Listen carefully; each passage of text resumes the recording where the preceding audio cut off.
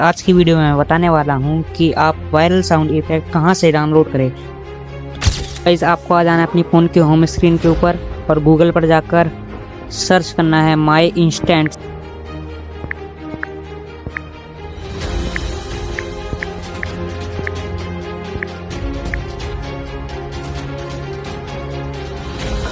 इस सर्च करने के बाद आपके सामने जो पहली वेबसाइट आएगी आपको उसके ऊपर क्लिक करना है और आपके सामने कुछ ऐसा इंटरफेस खुलेगा। तो गाइस आप पहले साउंड इफेक्ट के ऊपर टैप करेंगे तो आपको कुछ ऐसी आवाज़ सुनने को मिलेगी। तो गाइस फिर आप उसको डाउनलोड कर सकते हो, तो उस पर क्लिक कर उसको डाउनलोड कर सकते हो। तो आपको आज की वीडियो कैसी लगी कमेंट कर ज़रूर बताना।